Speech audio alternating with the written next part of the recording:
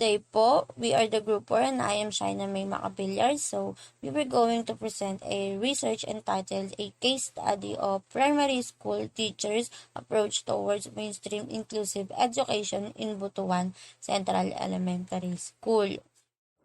Authors: First year BECED science student from Caraga State University. They were Ablan Franz Juliet O, Bacasma Joanna Rose, Filipinas, Lyka Mae F, Gallardo Belgian O, Generale or Generale, Angelica, and Gastaniel S. Background of the study. Inclusion is a right, not a privilege for a select few. Inclusive education is a learning environment where children with and without disabilities are taught together as equals. This approach is different to more traditional approaches to the education of children with disabilities such as the SPED model used in the Philippines that involves segregating CWDs into separate classes or even separate schools. Inclusive education is recognized by teachers, families, and policymakers to be a more beneficial way of ensuring that children with and without disabilities achieve their full educational potential. As inclusive education was being implemented in the Philippines, there are some renovation of the facilities and even different approaches of the teachers. Inclusive classroom and inclusive teaching approaches benefit children with disabilities, including the position of higher levels of social competence and social skills, opportunities to build on friendship, and some identifying gains circumstances. Many teachers find supporting inclusion requires some changes in their approaches to teaching and learning. These changes come in the form of making judgments about the amount of support needed to facilitate inclusion and extra demand on teachers to problem solve. To ensure challenge associated with the inclusion of child with disabilities overcome. Inclusive teacher education throughout the world is leading edge of open educational discussion. Some countries have been successful in promoting inclusive teacher education that extinguish barriers and create conditions with provided access to education for all. However, in poor developing countries such as the Philippines, some of them are vulnerable to the process of creating an inclusive system. It is because of the lack of available funds intended for special education, government support, and trained personnel like teachers. So, for the background of the study, to summarize, it is imperative to determine the teacher's approach towards inclusive education in Butuan Central Elementary School. Good day everyone, my name is Joneilyn Barandino and today I will discuss the SOP or the Statement of the Problem of our research entitled A Case Study of Primary School Teachers' Approach Towards Mainstream Inclusive Education in Butuan Central Elementary School. This study aims to know the teachers' approaches to inclusive education at Butuan Central Elementary School, which sought to answer different questions. Number 1, what are the different strategies, techniques teachers made in dealing with inclusive education? Number 2, is it there are some adjustments that teachers need to fit in?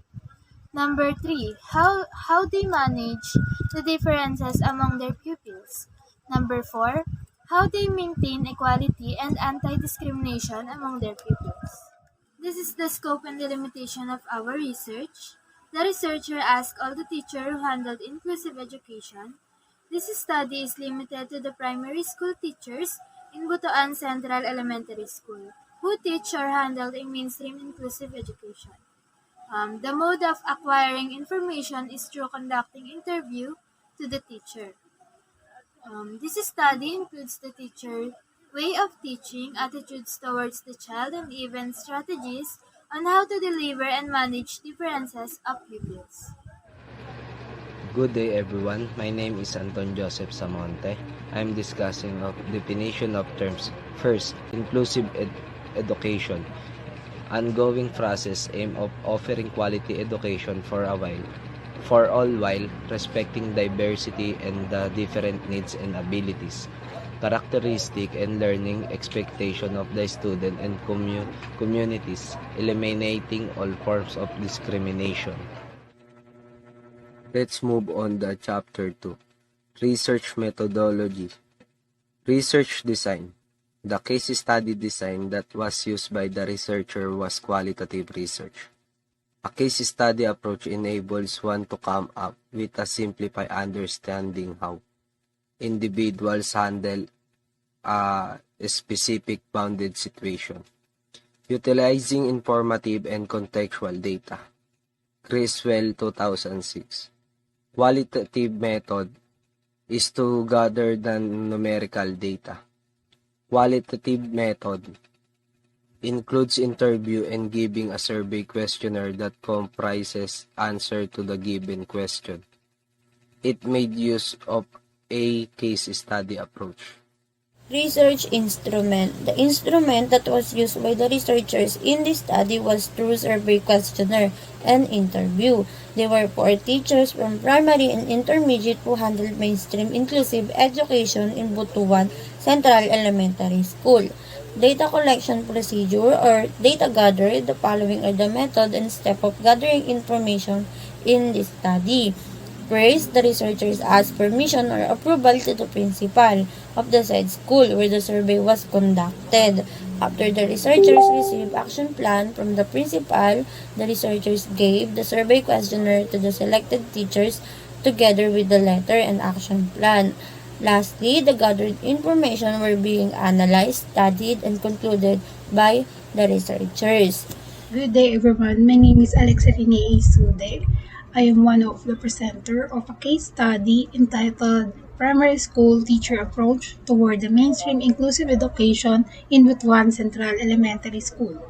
The authors are the first year BECED Science student from Caraga State University. So chapter number 4 are the result and discussion. This chapter gives the finding of the result that the researchers have gathered based from the data interpreted and presented. They present a 2 table. 1 is the respondent and 2 is the number of handled differently abled child. In first column, the teacher 1 from grade 1A handled a 4 differently abled. In column number 2 is the teacher number 2 from grade 1B handled a 1 differently abled.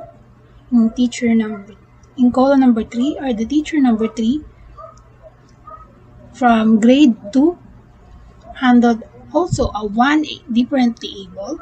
In teacher number 4 from grade 3 handled 2 differently abled. Respondents are the primary teachers from grade 1 to 3 who are handling a mainstream classroom. For the question 1, what are the different strategies, techniques that you made in dealing inclusive education? So teacher number 1 from grade 1 says that her techniques is dealing inclusive education is talk always to them, especially learners with special needs, to have a good relationship. In teacher number 2 from grade 1 says that her techniques is promoting a cooperative learning where everyone in the room are engaged regardless of its disability as long as they can carry out the task given. In teacher number 3 from grade 2 says that her techniques are getting to know the students or her students.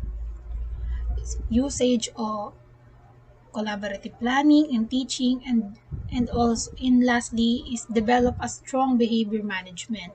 According to her, respect should be widely implemented in mainstream inclusive education. In teacher number 4 from grade 3 says that her techniques are 1 is use a variety of instructional formats, 2 is to ensure access of academic circular content, and lastly, 3 is apply universal designs for learning. Question number 2. Is there are some adjustments that you need to fit in? Teacher number 1 from grade 1 answered none because for her, She don't have any adjustment as of now because she already experienced teaching and dealing with inclusive education for the fourth time. For teacher number 2 from grade 1, he answered yes in terms of peer teaching. In teacher number 3 from grade 2 answered yes because it was her first time dealing in an inclusive education. For teacher number 4 from grade 3 answered also a yes. Question number 3. How do you manage the difference among your pupils? Teacher number 1 from grade 1 responds that managing inclusive education from the different abled one, she gave them other activities that will suit their capabilities. She simplifies, gave them separate activities of the regular from different able, but still she gave them the same points as to the others. Teacher number 2 responds that managing inclusive education to employ differentiative activities from the regular. In teacher number 3, she responds that same as the others. Two teacher above says that managing inclusive education teacher must be provide differentiative activities. And for teacher number 4 from grade 3, he says that managing inclusive education should give an exercise that suits in their capabilities. In question number 4, how do you maintain equality and anti-discrimination among your pupils? The teacher number 1 from grade 1 responds that to maintain equality and anti-discrimination among the pupils is to treat them equally and give them appreciation. And from teacher number 2, from grade 1, she responds that maintaining equality and anti-discrimination among the pupil, it should be no favoritism, provide love and fair, and especially treating them equally. In teacher number 3 from grade 2, she responds that maintaining equality and anti-discrimination among the pupils is differently able one should be engaged in different activities with the regular one, of, of course considering their capabilities and weaknesses. In teacher number 4 from grade 3, says that to maintaining an equality and anti-discrimination among pupils, there are two ways. One is to ensure equal access to opportunities to enable pupils to fully participate the learning process. And two, ensuring policies, procedures, and processes. Good day everyone. My name is Shaina Mae Malicsi and I will discuss the conclusion and recommendation. Conclusion. The purpose of conducting this qualitative study was to explore how primary and intermediate school teacher assess children with disabilities in a mainstream classrooms using their teaching strategies. It was aimed that whatever the findings in this study has in relation to assessment strategies would significantly contribute in bringing advocacy of inclusive education forward in Butuan City. The findings of this current study provide an opportunity to formulate significant conclusions regarding to teachers' approach towards children with disabilities. Recommendation. The researcher recommend the following. Teachers.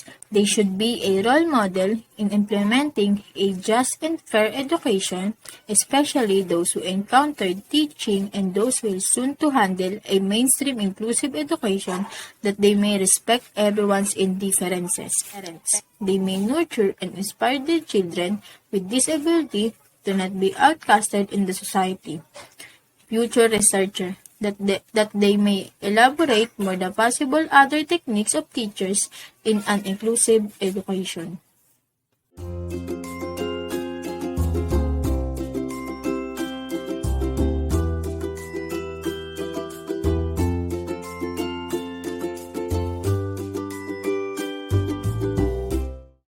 Good day everyone, I am Rchell or Ybañez.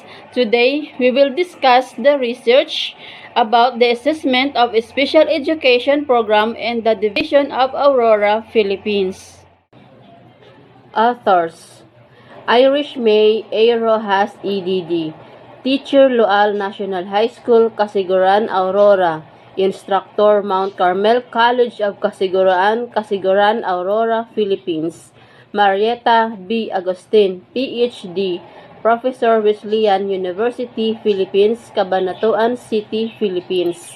Oscar T. Vallejo, PhD. Professor Wesleyan University, Philippines. Aurora Campos, Maria Aurora, Aurora Professor, Graduate Studies, Aurora State College of Technology, Baler, Aurora. College Dean Aurora Polytechnic College, Baler, Aurora, Philippines.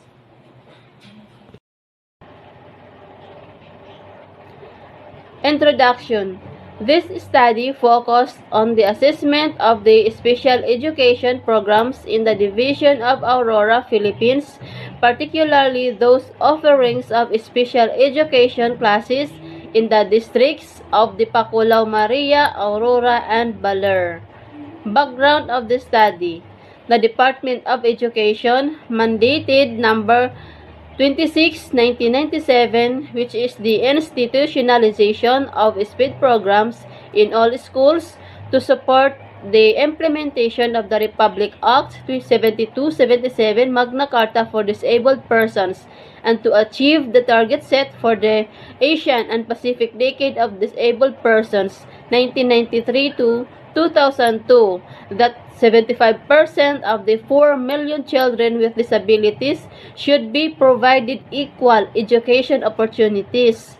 Hence, special needs education shall be institutionalized in all schools.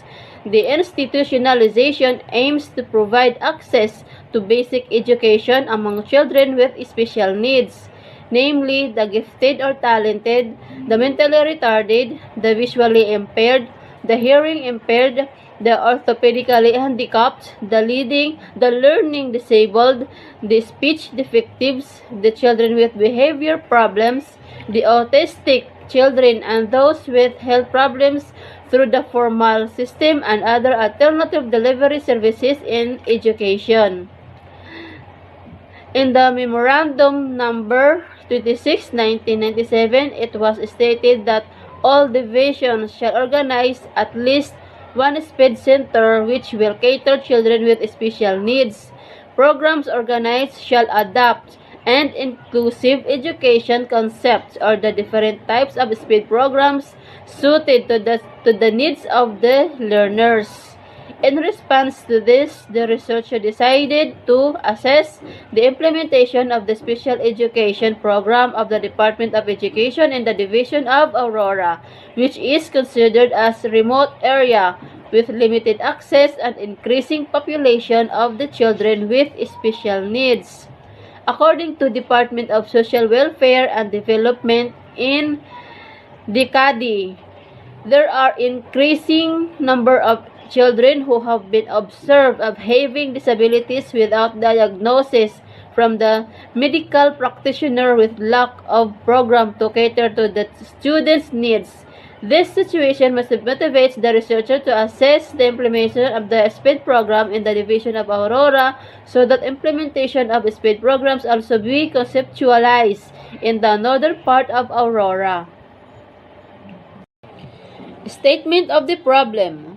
This study was designed to assess assessment of special education program in the Division of Aurora, Philippines.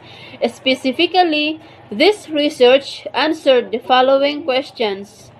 Number 1.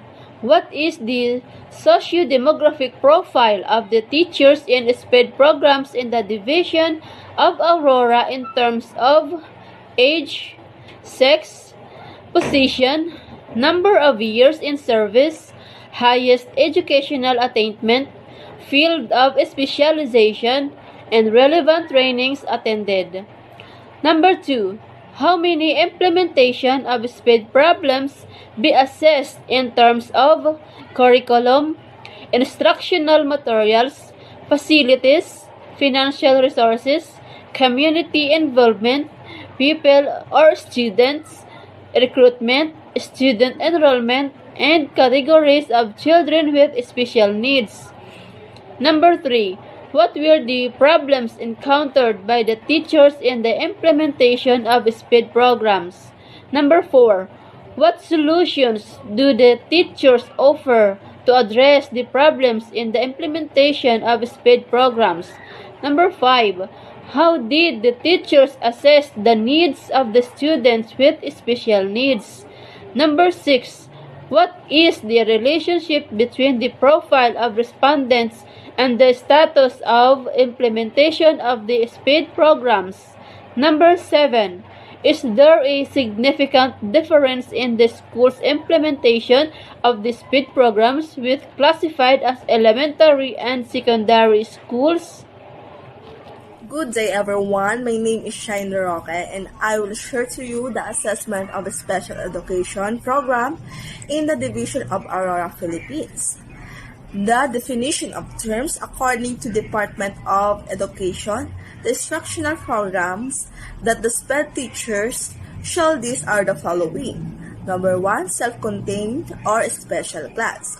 A separate class for only one type of exceptionality which serves moderate to severe type of disabilities. And number 2, itinerant teaching. A traveling teacher reaches out to children with special needs in other schools or at home to provide direct and consultative services. And number 3, resource room. A designated place where the child with special needs enrolled in the regular school program goes in order to make use of the specialized equipment, either in a tutorial situation or in a small group session handled by a SPED teacher.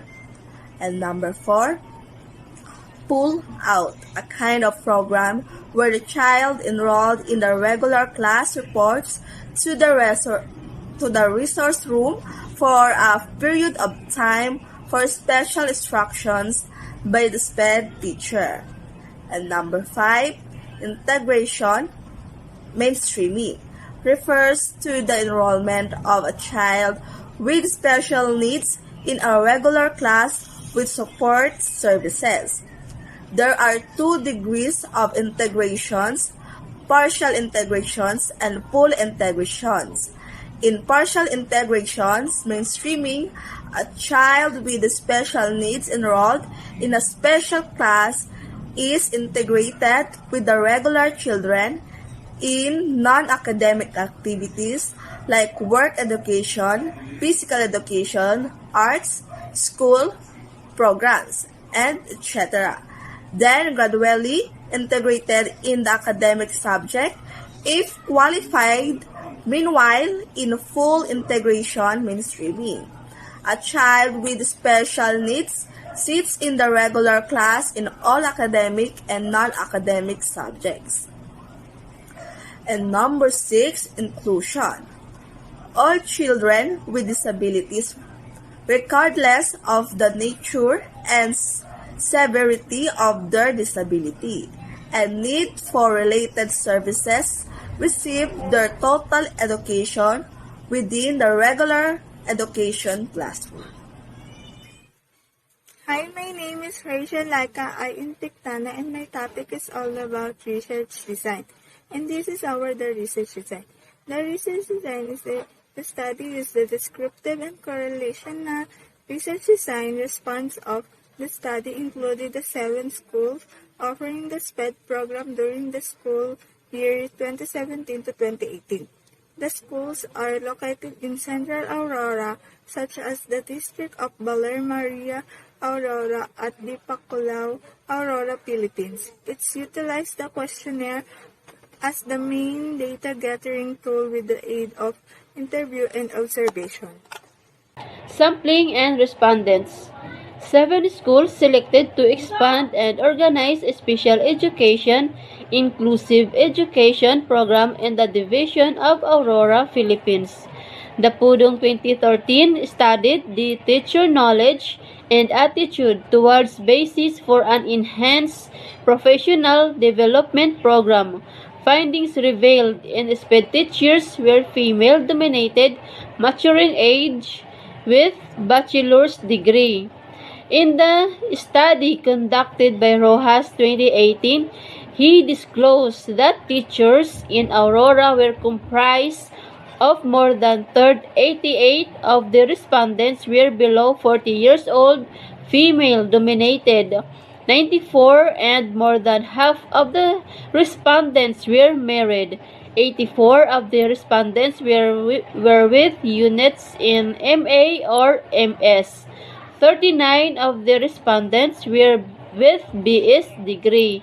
81 of the respondents were Teacher 1 and only 10 of the respondents were head teachers. Good day everyone. My name is Nita R. Cabo. Now I will discuss about research instrument. And also research instruments allow for the gathering qualitative data to answer the research question for this study. The instrument used was a customized survey questionnaires answered by all the participants. Respondents of the study included the 7 school offering SPED program during the school years 2017-2018.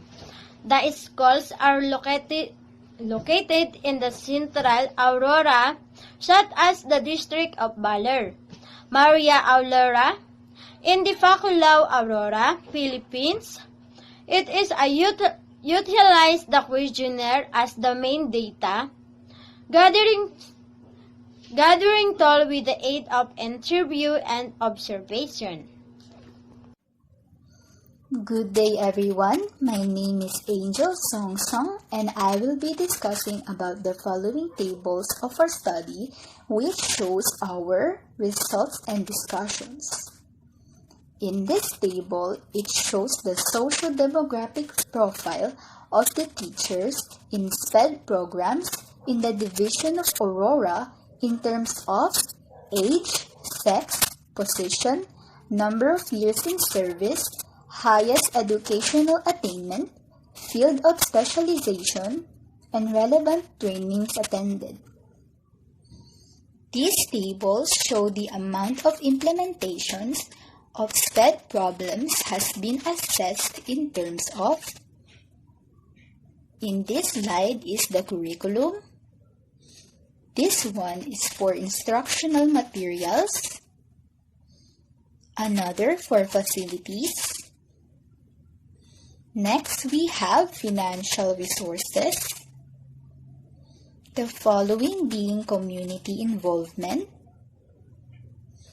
pupils or students recruitment, student enrollment, and lastly, categories of children with special needs.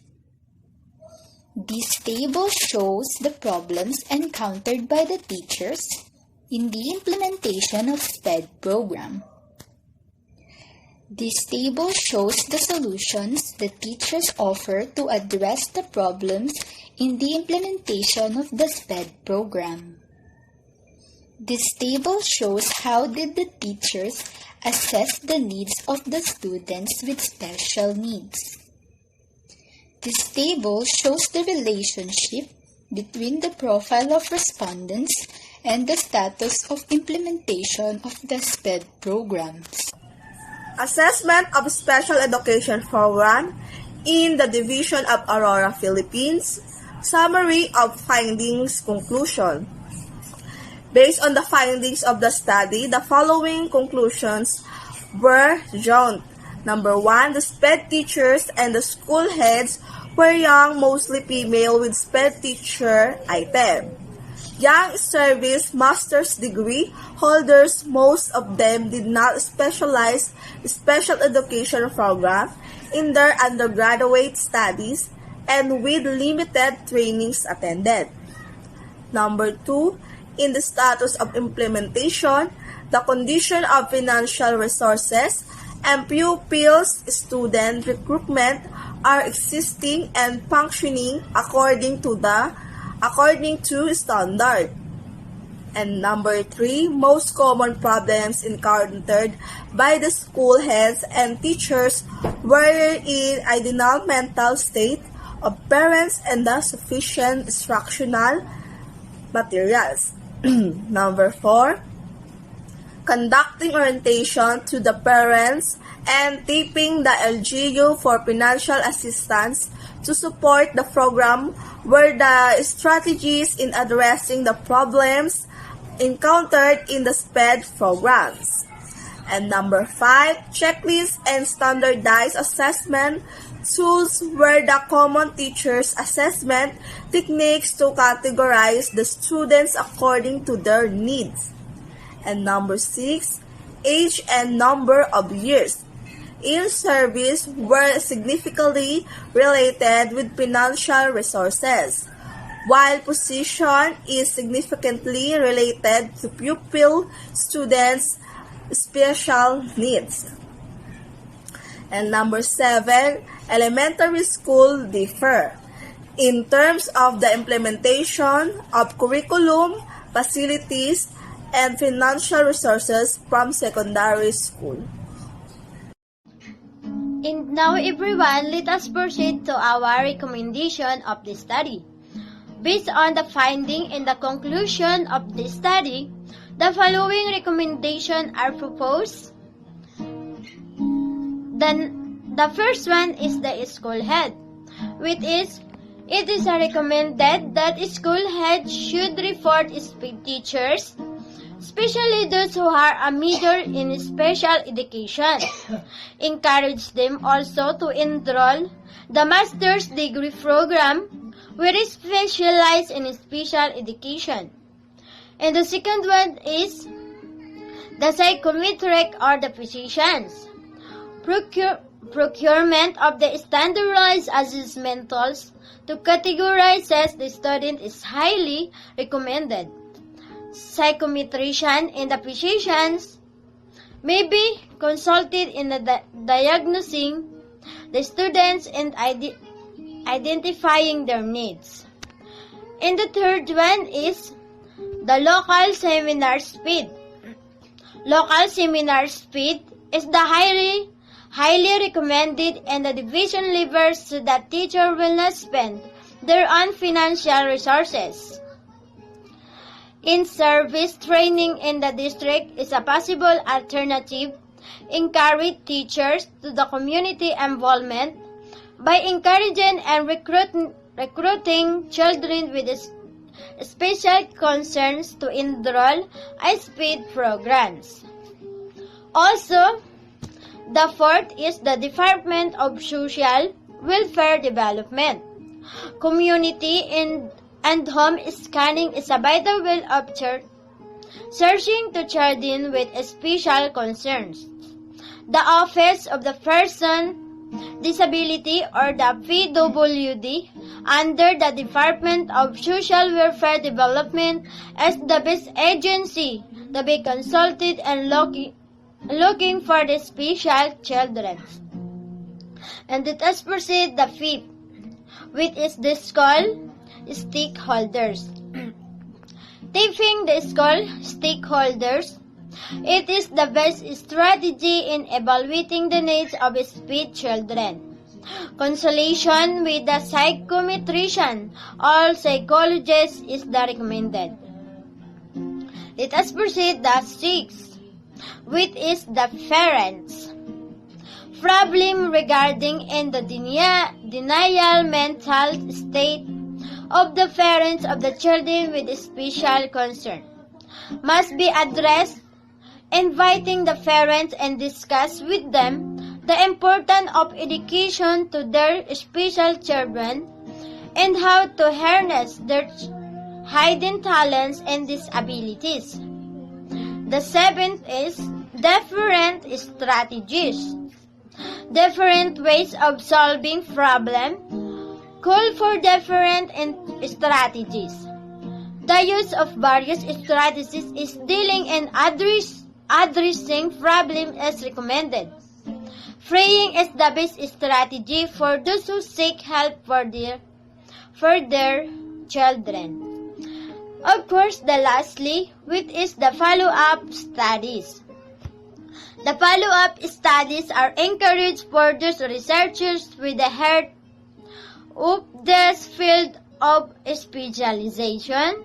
Such topics are recommended.